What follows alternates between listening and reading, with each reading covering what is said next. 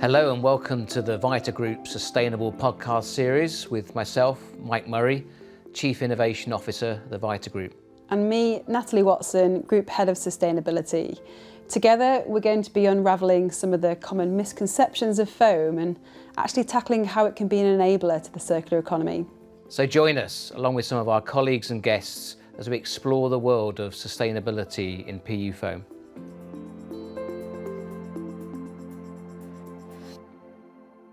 Hello, we're here this afternoon to discuss life cycle analysis, and I'm here with Julie and Sam. Do you want to just introduce yourselves? Yeah, I'm Julie Walker. I'm the Technical Manager at Vita Foam in Middleton. I'm Sam Hill. I'm an Innovation Manager based at Vita Accrington. So I was going to start the conversation with a boring question, but I've got a much more fun way of doing this. There's a little true or false game for you both. So I'm going to read out a couple of statements and you just need to reflect on whether you believe they are true or false. Not too hard to do, don't worry, it's not a competition. First one, foam cannot be recycled. That's false. I can answer that one really firmly. It can be recycled, and it is recycled. Fantastic. Foam can only be downcycled. False. We've demonstrated it on the pilot plant with some of the recent technologies and innovations we've made.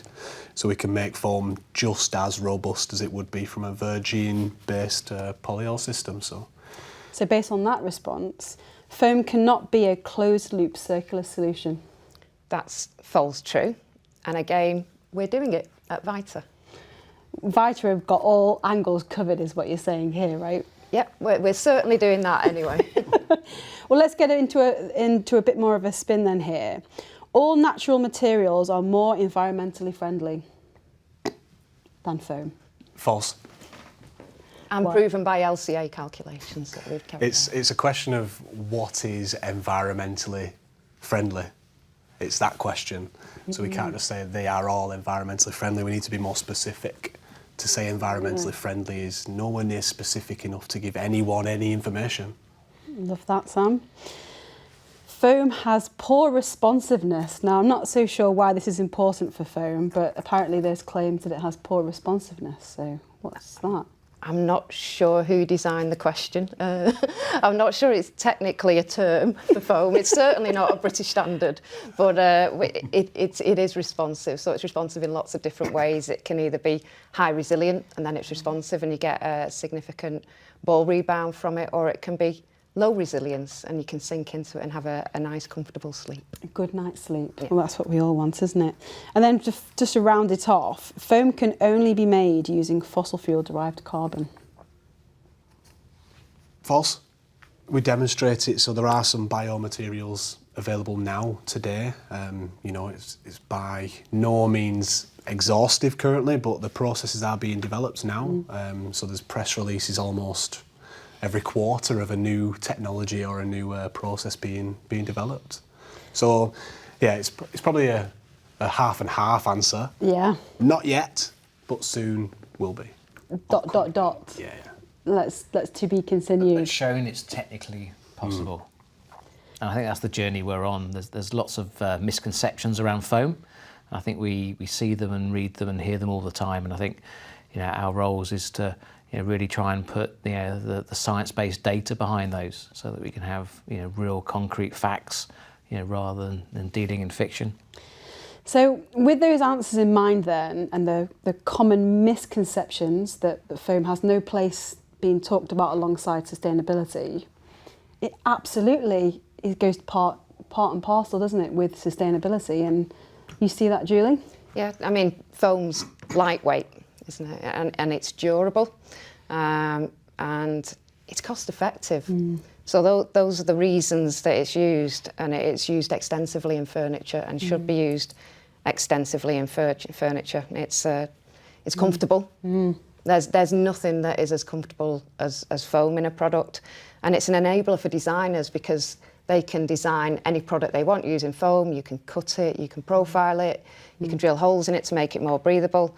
So I think our job is probably to overturn those negative perceptions associated with it, and to make sure that we can get that message through to the designers and to the end users. And you've been with Vita for a long time, so I don't think many people know foam as well as you. Yeah. Has foam been on this journey? Because for me, as a newcomer to the industry, it seems so versatile as a product. You can just play with it, right? And it does so many different things. You find that? Yeah, I mean, it's been a long time, a long journey to get to this sustainability point. When I first started, it wasn't really in question, and it wasn't within the scope of anybody. But I think as the years have progressed, we've realised that we need to do this to sustain our product for the future, to get on this journey. And we've been really fortunate, I think, that we've had people who've come into the business who've seen this vision and been able to give us the ability to move forward along this journey and to be able to take the steps that we need to take to make sure that our products are fit for purpose for the future. Absolutely. And Sam, you're relatively new to the business. You've been there for a few years now, though, but you've come from a different industry coming into foam industry. Is there similarities with industries you've come from? Yes and no. There's a similarity in that the material that we work with is a polymer. It's a plastic, and the similarity there is that people assume a plastic is a plastic, that they're all equivalent. So there's similar mindsets around the products. There's obviously a lot of mindset around replacing plastics packaging, for example, because, reasons. And they then sort of move that same thinking onto our product and look at replacing this for an alternative. And there's similarities in the way that people are biased towards this aspect of just replacing plastic for anything else at any cost. But it's very different in that we're producing a different product here. We're producing a product with an incredibly long lifetime, and durability is perhaps one of the key considerations we should make when we're looking at our products, especially because we make one product and it'll be in use for decades. Yeah. And that is perhaps one of the most valuable ways we can use the resources that are available to us. Use it for a very long time before it has to be recycled or treated in any other way afterwards. You don't want to replace a polyurethane for something which will last half as long, because then it just flies in the face of the sustainable thinking. And I think that's the most interesting thing. I think there's so much of a focus on the recyclability of products, but that goes away from the durability side of things. And I think you're absolutely right. You take the paper, for example, I guess. It can be easily recycled, but actually after about 7 times it turns into single use. So there's only a certain amount of times that it can be recycled. Foam isn't like that, or not that we know of yet. Anyway, in terms of those life cycles are so long because durability is so key. Yeah, I think one of the topics when you talk about recycling is this sort of number of cycles that a material can withstand. So in a foam, if you imagine that aspect, 2 or 3 recycling loops would outlive me. I might not last very long, that's what it might be saying. I might only have 10 more years left. But that's the key thing. You only have to recycle this thing once and it will be handed down to the next generation. Whereas something like packaging, the fast-moving goods kind of industry, things will be recycled and produced within a year. So we just have to try and make sure that our customers understand that difference, and that when we're talking about recycling, it's on a different time scale, and we've got to look at our impacts over a much longer lifespan than perhaps what we're used to thinking in just day-to-day conversations. And you mentioned about bringing customers on this journey. How do you do that, Julie? I mean, I know you work really closely to our customers, especially in the bedding sector. Yeah. I think you have to bring them on this journey with you. So from our point of view, we can make foams that are more sustainable. We can make them from recycled materials, and we can make them from biopolyols. But unless people buy them, then our journey towards net zero is going to be a very difficult one. So it's really important that we communicate with both our customers,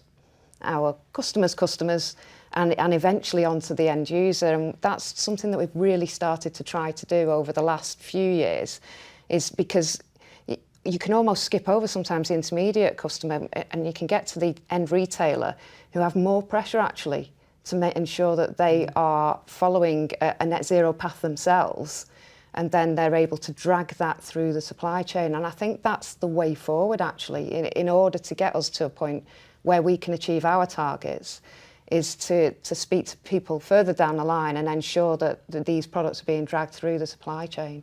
It's such a great point, Julie, because I think that it's less fashionable to talk about joining the dots. We love to talk about the innovation of getting there, and I know that clean energy, for example, has been a exponential growth, but it's unless we have the infrastructures to get that electricity generation to the grids and accessible to, you know, Joe Bloggs on the street. But it's the same with this, right? We can have all the innovation, the product pipeline, and we certainly have such an exciting product pipeline coming through Vita. We absolutely need to turn on that demand, don't we? Yeah.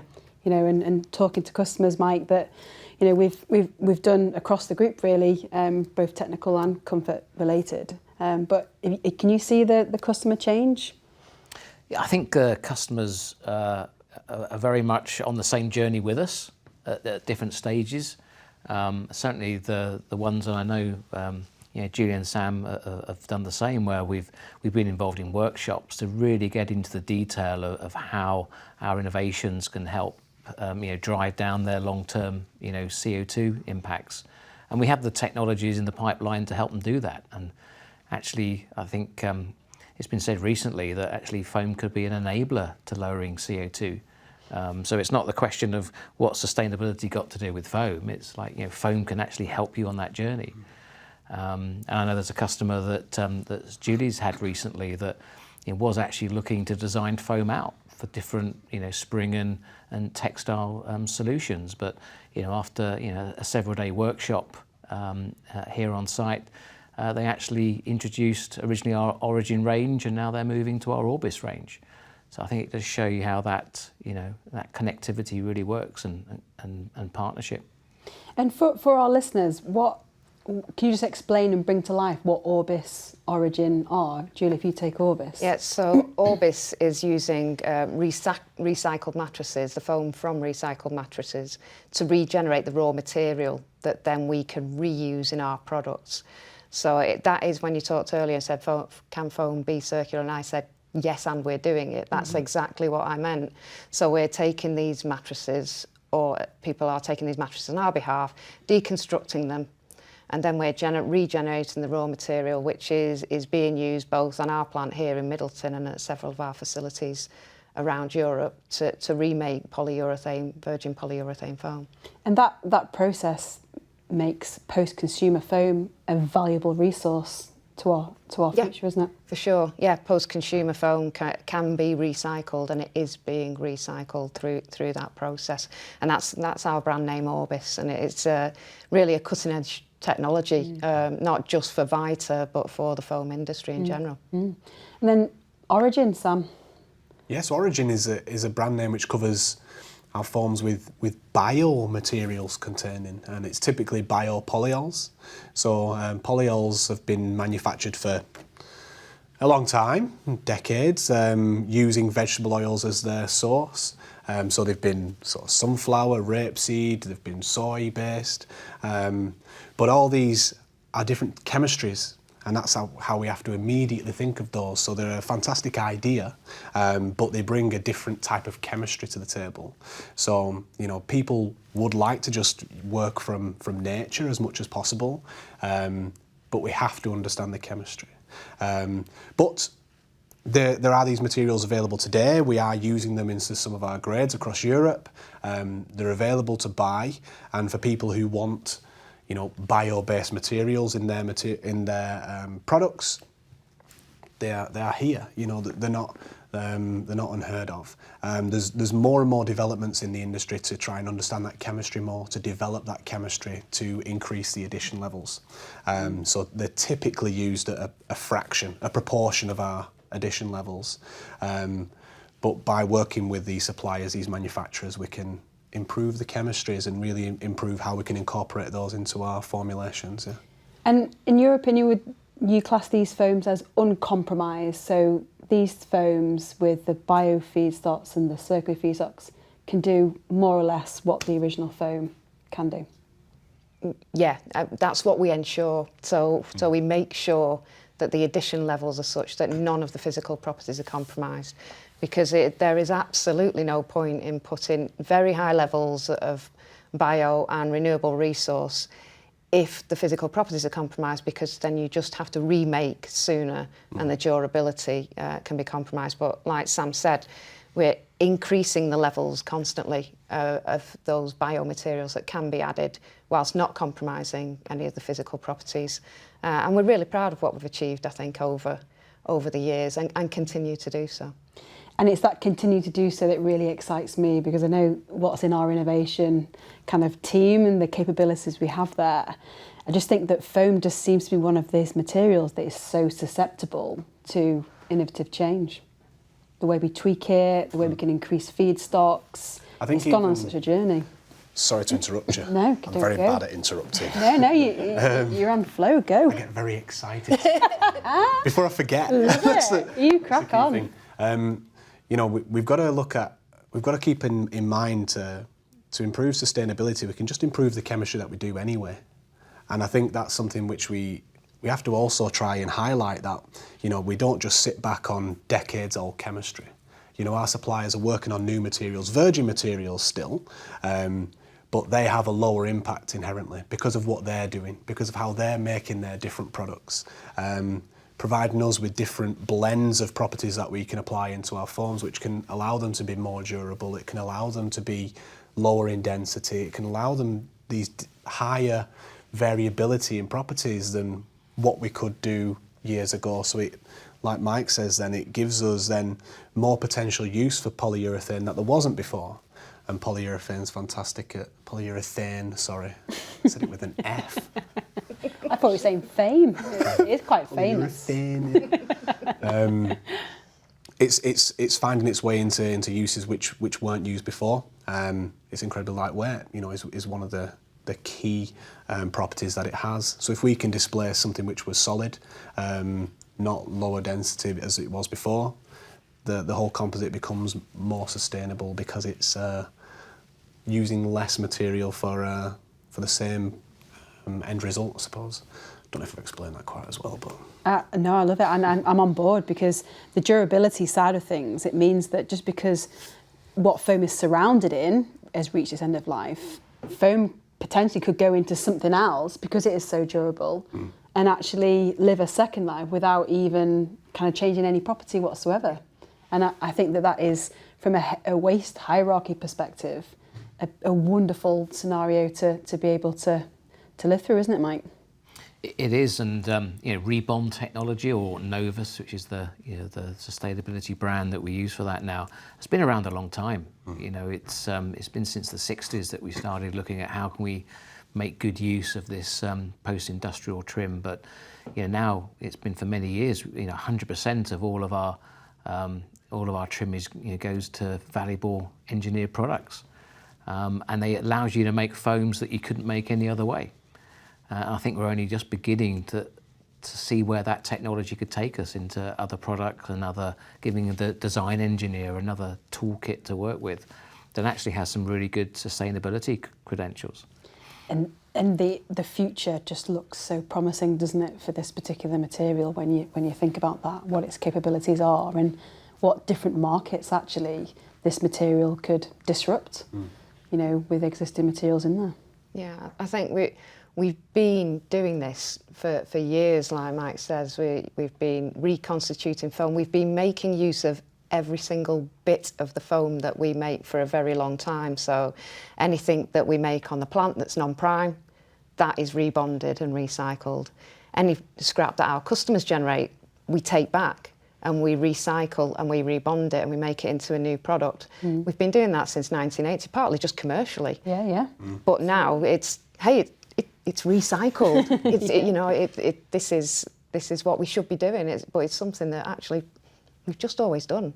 And what type of products does it typically go into? What markets? It goes into lots of different products. Traditionally, it used to go into a lot of gym mats. So if you take your kids to the gym, there's rip mats there. You can see bits of rebond popping out. Very high durability products like things like bus seats, you know, bar stool toppers, but more and more it's being used because it's a recycled product through lots and lots of different applications. So in mattresses, quite often now you'll see a slice of Rebond because the value that it brings to the mattress is that it's pretty much zero in terms of its carbon content because it's a waste stream essentially. So we're bringing these rebonded products into lots of different areas that they weren't being used in before as a small slice and reducing the overall carbon footprint of that particular item.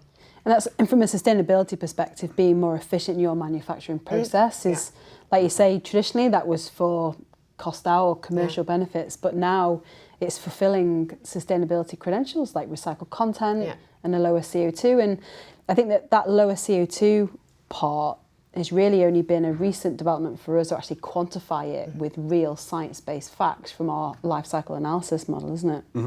I think we're almost putting a different, looking at this sort of issue under a different lens. For many years, we looked at everything based on the pounds, you know, the value that we got from this. So we dealt with this material because we could sell it again. Fantastic. We can make some money from a business sense. It's a great thing to do. But we almost just need to look at it all again and work with our customers to help people realise that this benefit that we both found from an economic perspective was a sustainability win at the same time. Some of the discussions I like to try and have is to remind people the work that we have been doing over the last 10 years on this product range, on our partnerships with different customers, where we work on reducing thickness, we work on reducing density. These things were done from an economical perspective, but accidentally we've been making improvements in sustainability. But you know, that's sort of a generic way of saying it. But now we've got the ability to look at this data more scientifically and look at validating. You know, this is where we were 10 years ago when we were at this particular density, this thickness. Look at what we're doing today, which is what we've been doing. We've been developing this anyway, but let's celebrate that as a fact. Yeah. And I think that's perhaps a way that we can help people understand our relationship to sustainability with foam, to remind people that we've been doing this anyway, and to try and show people that we've been doing it well together. We're just now looking at it with sustainability as the focus, not just the pound coins that remain in your bank balance at the end of the transaction. Wow, that was great, wasn't it? So many topics about the misconceptions of foam. I found it really fascinating that Sam basically was calling out that we have to understand the impact of all materials.